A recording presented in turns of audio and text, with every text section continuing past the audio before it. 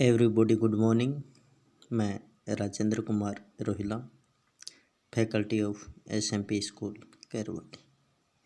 हाँ, तो बच्चों, हम पढ़ रहे थे क्रिया के बारे में। क्रिया की परिभाषा के बारे में हमने पढ़ा कि क्रिया होती क्या है, क्रिया के मूल रूप को हम क्या कहते हैं, और क्रिया किस किस प्रकार की होती हैं। उसमें हमने क्रिया के भेद के बारे में भी पढ़ा कि क्रम के आधार पर क्रिया के कितने भेद होते हैं। तो कल हमने पढ़ा था क्रम के आधार पर क्रिया के भेद होते हैं दो, एक अकर्मक और एक दूसरा होता है सकर्मक। अकर्मक क्रिया में वाक्य में क्रम मौजूद नहीं होता और क्रिया का प्रभाव सीधा कर्ता पर पड़ता है, यानी क्रम के बिना ही वाक्य अपना पूरा अर्थ प्रकट कर देता है। वहाँ पर अकर्मक क्रिया होती है, जैसे पक्षी उड़ते हैं, मोहन नाचता है, राधा पढ़ती है, मोहन दौड़ रहा है। ये सभी प्रकार के वाक्य जिनमें क्रम मौजूद ना हो, वो सभी अकर्मक क्रिया के भेद होते हैं। फिर हमने दूसरा पढ़ा सकर्मक क्रिया। सकर्मक क्रिया की मुख्य परिभाषा कि जिस वाक्य में क्रिया का फल कर्ता पर न पड़कर क्रम पर पड़े, अर्थात उसमें क्रम का होना अति आवश्यक है। क्रम के बिना वाक्य अपना पूरा अर्थ प्रकट नहीं करता, वहाँ पर सकर्मक क्रिया होती है। अकर्मक और सकर्मक क्रिया के वाक्यों में भेद करने के लिए हम क्रिया से तुरंत पहले क्या या किसको लगाकर देखेंगे। अगर उन दोनों में से किसी एक का भी उत्तर आता है या कल्पित उत्तर माना जा सकता है, तो वहाँ पर सकर्मक क्रिया होगी। और अगर क्या या किसको का उत्तर नहीं मिलता है, तो वहाँ पर अकर्मक क्रिया होगी।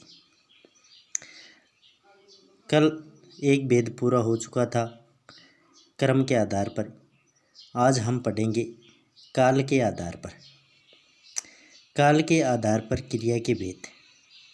काल के आधार पर क्रिया के मुख्य रूप से 3 भेद होते हैं, उसके बारे में जानकारी।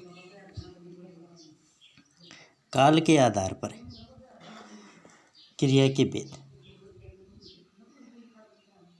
यानी क्रिया का वह रूप। पहली होती है भूतकालिक क्रिया। भूत काल 3 ही प्रकार के होते हैं: भूतकाल, वर्तमान काल, भविष्य काल। कल का जो समय गया वह हमारा भूतकाल था। आज जो हम इस समय बैठे हैं यह हमारा वर्तमान है, और आगे आने वाला दिन हमारा क्या होगा, भविष्य काल होगा। आज के दिन में भी आज से 2 घंटे पहले किया गया कार्य भूतकाल में चला जाएगा। वर्तमान में जितने भी कार्य करते हैं उसके 1 मिनट पश्चात किया गया कार्य, यानी थोड़ी समय बाद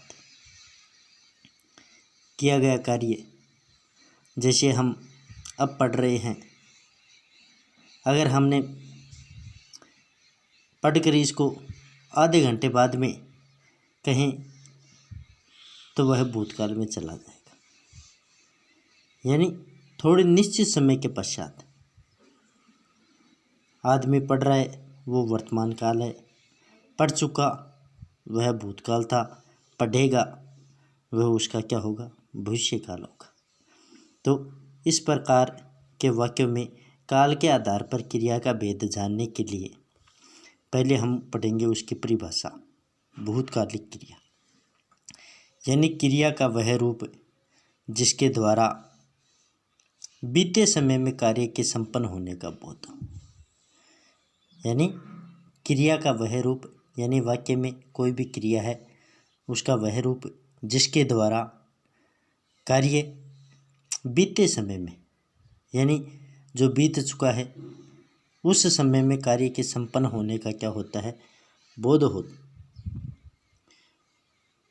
वहाँ पर कौन सी क्रिया होती है, भूतकालिक क्रिया। जैसे रमेश जयपुर जा रहा था, यानी आप किसी आदमी से मिले, उसका नाम था रमेश। जब आप उससे 8 बजे मिले तो वह कहाँ जा रहा था, जयपुर जा रहा था।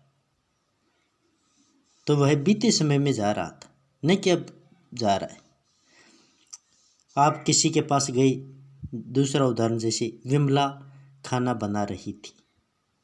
आप किसी पड़ोस के घर में गए, वहाँ पर विमला नाम की कोई महिला, जो आप चाची वगैरह, मम्मी वगैरह, भाभी वगैरह कुछ भी लगती हो, आप उसे देख उसके घर गए तो वह क्या कर रही थी, खाना बना रही थी। यानी जो भी क्रिया बीते समय में होने का बोध होता है वह कौन सी क्रिया में चली जाएगी, भूतकालिक क्रिया। यानी क्रिया का वह रूप जिसके द्वारा कार्य बीते समय में होने का संपन्न हो। बीते समय में संपन्न होने का क्या होता है, बोध होता है। वहाँ पर कौन सी क्रिया होती है, भूतकालिक क्रिया। यानी वाक्य के अंत में रहा था, रही थी, रहे थे, था, थी, थे आदि आते हैं। दूसरी होती है वर्तमान कालिक क्रिया, यानी क्रिया का वह रूप जिसके द्वारा वर्तमान समय में कार्य के संपन्न होने का बोध हो। वर्तमान समय में जो अब चल रहा है उसमें किसी कार्य के संपन्न होने का बोध हो, तो वहाँ पर कौन सी क्रिया होती है, वर्तमान कालिक क्रिया। जैसे रमेश जयपुर जा रहा है। देखो पहले में रमेश जयपुर जा रहा था 8 बजे, लेकिन किसी कारणवश उसकी गाड़ी निकल गई और वो मानो कि अब आपके सामने जा रहा है, रमेश जयपुर जा रहा है। विमला खाना बना रही है। उस समय किसी ने उसको बुला लिया, आप उस समय देखने गए थे, तब तो रही थी, बना रही थी, तो वो तो भूत में चला गया। लेकिन वह उस समय खाना बनाते छोड़ गई और अब बना रही है, तो खाना बना रही है, तो यह किस में आएगा, वर्तमान काल में आएगा। जहाँ पर रहा है, रही है, रहे हैं, रहा हूँ आदि वाक्य क्रिया के अंत में आए। क्रिया वाक्य के अंत में आई, रहा है, भूतकाल में आएगा था, वर्तमान में आएगा है, भविष्यकालीन। यानी क्रिया का वह रूप जिसके द्वारा आने वाले समय में जो हमारे सामने है उसमें कार्य के संपन्न होने का बोध हो। आने वाले समय में कार्य के संपन्न होने का क्या होता है, बोध होता है। वो कौन सी क्रिया होती है, भविष्यकालीन क्रिया। जैसे उदाहरण, रमेश जयपुर जाएगा।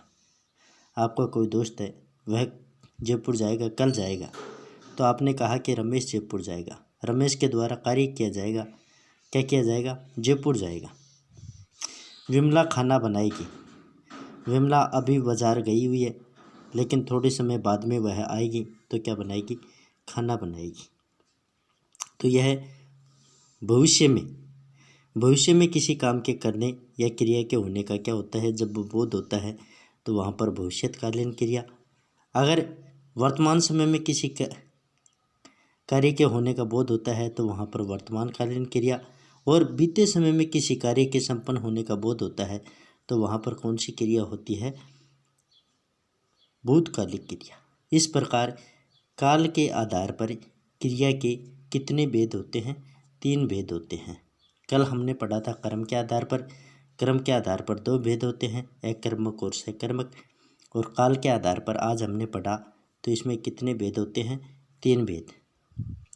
और पहला है भूतकालिक, दूसरा वर्तमानकालिक, तीसरा भविष्यकालिक। इसमें कोई भी कार्य होता है भूत में होता है, वर्तमान समय में होता है, और भविष्यकालीन वाक्यों में भविष्य में किसी कार्य के संपन्न होने का क्या होता है, बोध होता है। तो वहाँ पर कौन सी क्रिया होती है, भविष्यकालीन क्रिया। Thank you.